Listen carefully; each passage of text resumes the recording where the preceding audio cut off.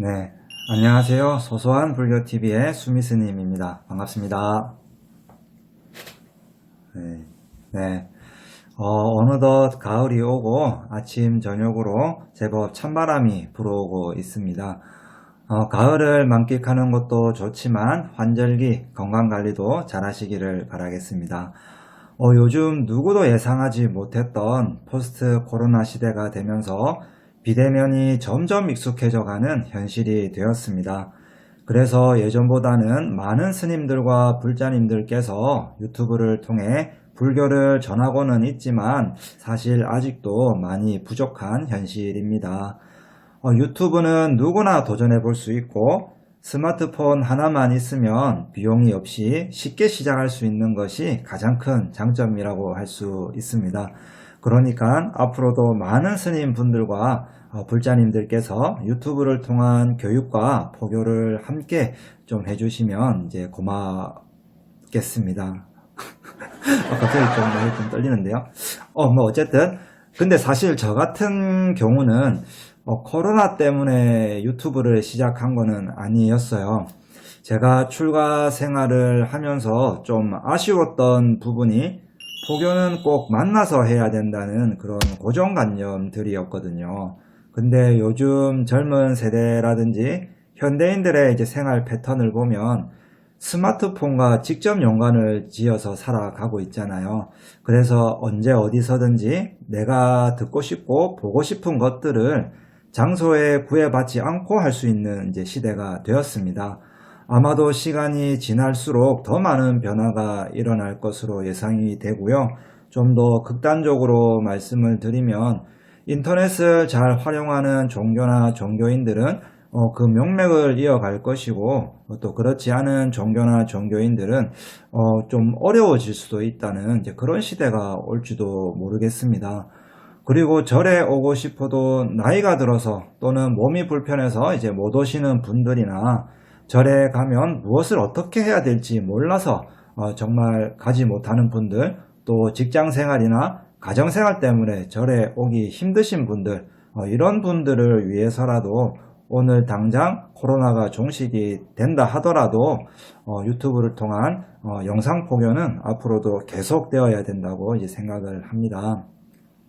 그래서 이 영상을 보시는 분들은 불교가 계속 발전하고 포교가 더 활성화될 수 있도록 구독도 좀 많이 해주시고요.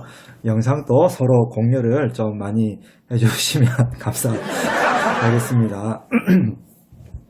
네, 이제 저도 사실 이제 유튜브를 시작한 지 한 8개월쯤 지났는데요. 제 일을 하면서 유튜브를 하는 것이 사실 쉬운 일은 아니거든요.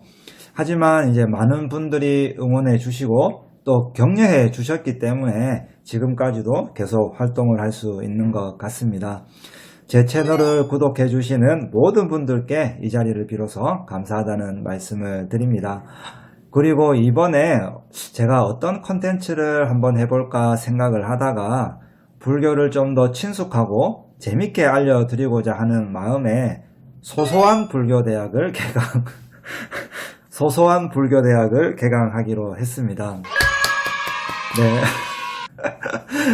예전에 제가 가끔 산책을 하면서 이제 퀴즈를 내는 영상을 만들기도 했었는데요. 영상을 보신 분들이 글자만 나오고 이제 음성이 없어서 좀 아쉬웠다는 말씀들을 많이 하시더라고요. 그래서 이번에는 소소한 불교대학에서 제 음성을 좀 넣어서 직접 문제를 읽어 드리도록 하겠습니다. 근데 제가 음성이 좀 안 좋아서 어떡하죠? 구독자가 더 빠지면 안 되는데 그래도 좀 잘 좀 부탁드리겠습니다. 어쨌든 오늘은 첫 시간이니까요. 간단한 문제 위주로 한번 풀어보도록 하겠습니다. 준비되셨나요? Are you ready? Go! 자, 첫 번째 문제입니다. 불교의 특징에 대한 설명으로 틀린 것은 1. 불교는 진리를 깨닫게 하는 종교이다. 2. 불교는 마음을 열고 대화하는 종교이다. 3. 불교는 우주의 창조신인 부처님을 믿는 종교이다. 4. 불교는 어두운 마음을 밝게 하는 종교이다.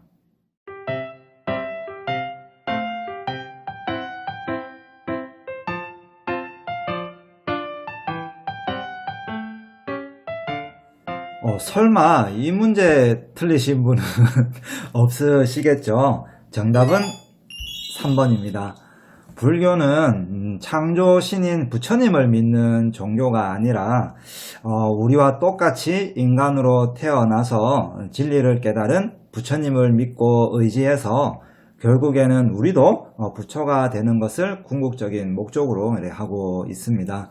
그리고 한 가지 유의할 점은 불교는 창조주인 유일신을 믿지 않는 것이지 신의 존재 자체를 부정하는 종교는 아니라는 점 꼭 명심해 주시기 바라겠습니다. 자, 그러면 두 번째 문제입니다. 불교가 추구하는 진정한 행복에 이르는 길로 틀린 것은 몇 번일까요? 1. 소욕지족의 생활을 즐긴다. 2. 자신과 타인의 이익을 함께 추구한다. 3. 인간의 지나친 탐욕을 줄이거나 없애 나간다. 4. 무한정 경제적 부를 추구하여 나와 우리 가족만 잘 살면 된다.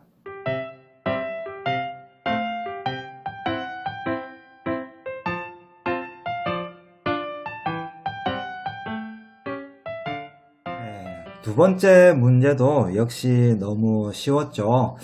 처음부터 너무 어려운 문제를 내면 아무도 영상을 안 볼 것 같아서 사실 좀 쉬운 문제들로 준비를 했습니다. 절대 여러분들의 수준을 무시해서 그런 건 아니고요. 더 많은 분들의 참여를 위해서 간단한 문제부터 준비를 했습니다. 그럼 정답은 말하면 뭐해요? 입만 아프죠. 바로 4번입니다. 불교는 더불어 잘 사는 사회를 만들어가는 것이 목적이지 나 혼자 잘 먹고 잘 사는 것을 추구하지는 않습니다. 항상 주변을 잘 살피고 이웃과 함께하는 아름다운 세상을 우리가 함께 만들어 나가야 되겠습니다. 그러면 이어서 세 번째 문제 나가겠습니다. 출발! 불교의 관점에서 고행에 대한 설명이 바른 것은 1. 육신을 학대하는 수행은 고통스러우나 반드시 필요하다.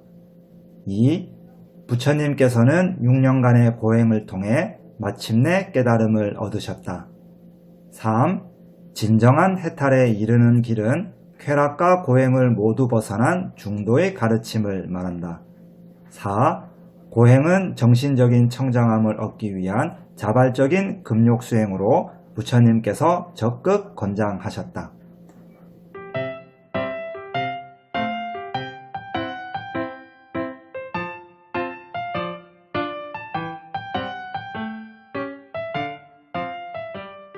이번 문제 정답은 몇 번일까요? 정답은 바로 3번입니다. 부처님께서는 수행자가 피해야 되는 두 가지 극단에 대해서 말씀을 하셨는데요. 하나는 쾌락과 욕망에 빠지는 것이고 다른 하나는 지나친 고행에 빠지는 것이었습니다. 부처님께서는 이 두 극단을 버리시고 마침내 중도를 깨달으셨습니다. 여기까지는 좀 무난하게 문제를 맞췄으리라 생각이 드는데요. 그럼 이번에는 살짝 헷갈리는 문제를 한번 내보도록 하겠습니다. 자, 출발해 보시죠. 짠! 부처님에 대한 설명으로 틀린 것은 1. 부처님께서는 룸비니 동산 무수나무 아래에서 태어나셨다. 2. 부처님은 사라수 아래에서 깨달음을 얻고 녹야원에서 처음으로 설법을 하셨다. 3. 부처님은 80세에 인간의 수명을 마치고 열반에 드셨다. 4. 석가모니 부처님의 출가하기 전 이름은 고타마 시다르타였다.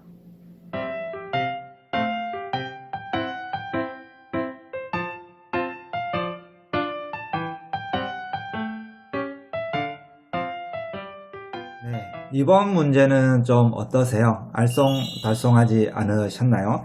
네, 정답은 바로 2번입니다. 불교에는 세 개의 성스러운 나무가 있는데요. 부처님이 탄생하신 무구수나무와 부처님이 깨달음을 얻은 보리수, 그리고 부처님께서 열반에 드신 사라수입니다. 그리고 부처님은 깨달음을 얻고 나서 자신이 깨달은 내용이 너무 심오하기 때문에 중생들이 잘 알아듣지 못할 것을 염려해서 사실 설법을 주저하고 있었습니다. 하지만 범천이 설법해 줄 것을 3번이나 간청하자 부처님께서는 중생들의 근기가 각기 다름을 알아보시고 설법하기로 결심을 하셨습니다. 부처님께서 처음 법의 수레바퀴를 굴린 곳은 녹야원이었고요. 오비구에게 처음 사성제에 관한 법을 설하셨습니다. 그리고 부처님의 출가하기 전 이름은 고타마 시다르타였습니다. 고타마는 최상의 소라는 뜻이고요. 시다르타는 목적을 달성하다는 뜻을 가지고 있습니다. 또한 부처님께서는 29살에 출가해서 6년간의 고행 끝에 35살에 마침내 깨달음을 얻게 되었습니다. 그리고 45년 동안 법륜을 굴리셨고 80세가 되던 해에 마침내 열반에 드셨습니다. 이제 마지막 문제를 남겨두고 있는데요. 마지막 문제는 OX 문제를 준비했습니다. 예전에 이제 불교 퀴즈에서도 한번 언급했던 문제인데요. 오늘 다시 한번 내보도록 하겠습니다. 자, 주관식 문제입니다.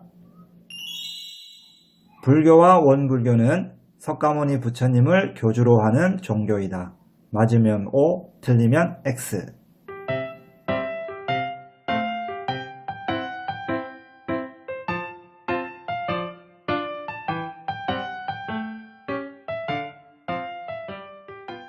네, 이번 문제 정답은 잠시 후에 제가 알려드리도록 하겠습니다.